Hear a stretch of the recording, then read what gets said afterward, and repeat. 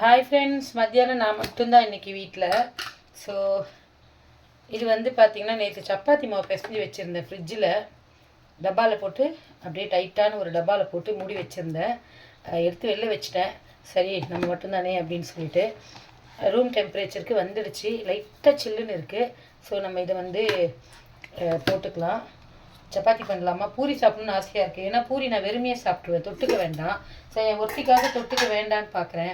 So நேற்று வச்ச குழம்பு இது, முருங்கைக்காய் உருளைக்கிழங்கு போட்டு நேற்று வச்ச குழம்பு. இதை வந்து சூடு பண்ணிக்கிறேன்.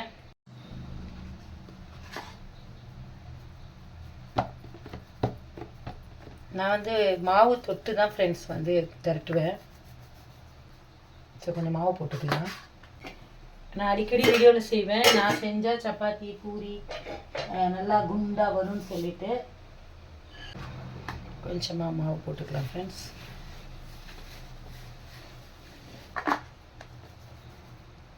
ஸோ தேவையான அளவு மாவு எடுத்துக்கிறேன். பூரி மாதிரி போட்டுடலான்னு பார்க்குறேன் நான் மட்டும்தானே. ஸோ குட்டி குட்டி உருண்டையாக போட்டுக்கலாம்.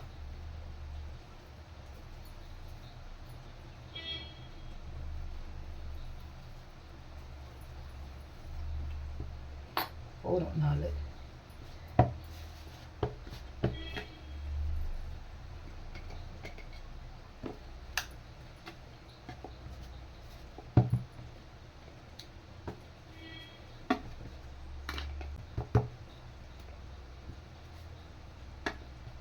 உங்களுக்கு ஒரு விஷயம் தெரியுமா ஃப்ரெண்ட்ஸ், எனக்கு வந்து ரவுண்டாகவே திரட்ட வராது. ஆமாம், அது ஒரு பெரிய ட்ராபேக். ஸோ குழம்பு வந்து நல்லா சூடு பண்ணி வச்சுட்டேன் ஃப்ரெண்ட்ஸ். கம்மன்னு வாசனை எப்படி இருக்குன்னு பார்த்துடலாம். அதை அப்படியே மூடி வச்சிடலாம் குழம்ப. எண்ணெய் காயிட்டும் ஃப்ரெண்ட்ஸ். நம்ம மட்டும் அப்படின்னும் போது கண்டிப்பாக நம்மளால் வந்து நமக்குன்னு செஞ்சுக்கிறது ரொம்ப சோம்பேறித்தனமாக இருக்கும். போகிறோம்ல இந்த சைஸு போகிறோம் ஃப்ரெண்ட்ஸ். ஸோ மீதி மாவை நான் மூடி வைக்கிறேன். தோசை மாவு இருக்குது, சமைக்கிறது மனசு கேட்கல. வெளியில் குல்ஃபி மணி அடிக்குது. இந்த சைஸ் போதும். என் ஃப்ரெண்டு இருக்கா, வந்து ஹரியானா. அவள் வந்து எப்படின்னா கையிலேயே தான் பண்ணுவாளாம், கட்டியே படுக்க மாட்டாள். அது நமக்கு வராதுப்பா.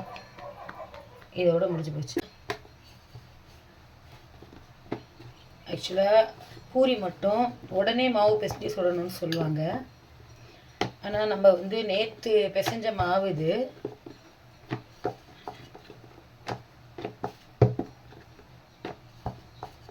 இது ஏன் கைக்கு இப்படி பண்ணுறோம் அப்படின்னா, அது வந்து ஈக்குவலாக இதுவாகும் அப்படின்வாங்க.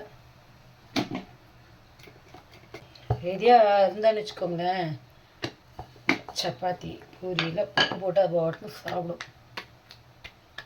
கொஞ்சம் பெரிய சைஸாக தான் போட்டிருக்கேன் ஃப்ரெண்ட்ஸ். இந்த பூரி கட்டை நிறைய பேர் கேட்பாங்க, இந்த இது எங்கே வாங்கினீங்க அப்படின்னு சொல்லிட்டு. ப்ராட்வே போட்டிருக்கேன் நான் விலாகு. அப்போது வரும்போது ரோட்டில் லேடி விற்றுட்டு இருந்தாங்க. 150 ரூபா சொன்னாங்க, 120 ரூபான்னு வாங்கினது.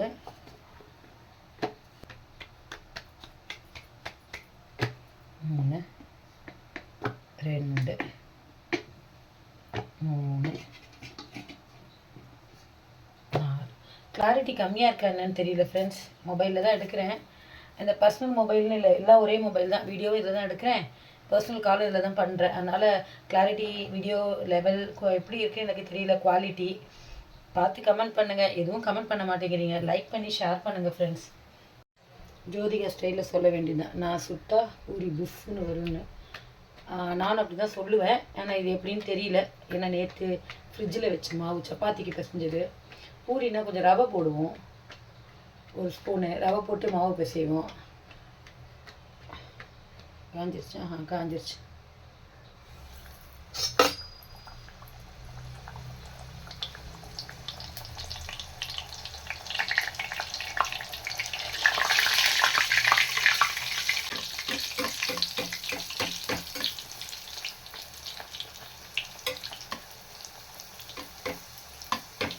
எத்தனை பூரி புஃப்னு வருதுன்னு பார்க்கலாம் ஃப்ரெண்ட்ஸ். ஆஹா, ஃபர்ஸ்ட் ஒன் ஃபெயிலியர், தக்கையாக தான் வந்திருக்கு.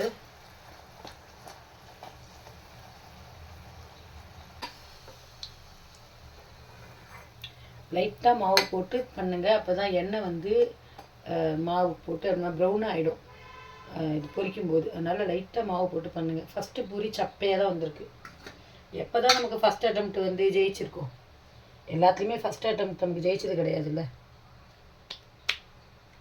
வாங்க செகண்டு, இது வீடியோக்காக போடுறேன்.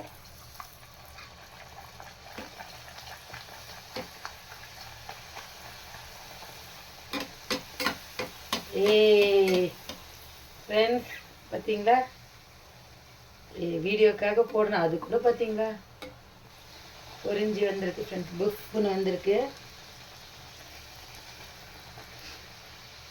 இப்போது இதில் என்ன தத்துவம்னா, எந்த ஒரு விஷயமும் முதல்ல ஃபெயில் ஆகிடுச்சுன்னா ஐயோ வராதுன்னு முயற்சியை கைவிடாதீங்க.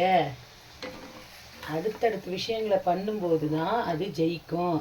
பார்த்தீங்களா, புஃப்னு வந்துடுச்சு, எண்ணெயே குடிக்கலை.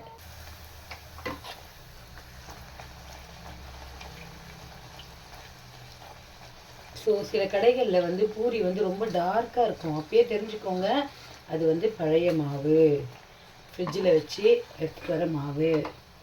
ஃப்ரெஷ்ஷான பூரி வந்து இந்த கலர் வராது. ஸோ ஃப்ரெண்ட்ஸ், சூப்பராக பூரி ரெடி. இதை நான் விரும்பியே சாப்பிடுவேன், ஆனாலும் கொஞ்சம் குழம்பு இருக்குது, இதை தொட்டுட்டு சாப்பிட்டு பார்க்கலாம் காரமாக.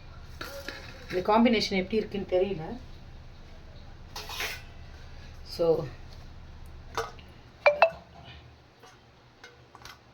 2 பூரி எடுத்து வச்சுக்கிட்டேன்.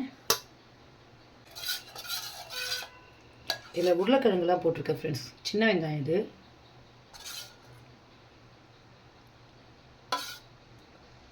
சூப்பர். ஸோ சுட சுட பூரி,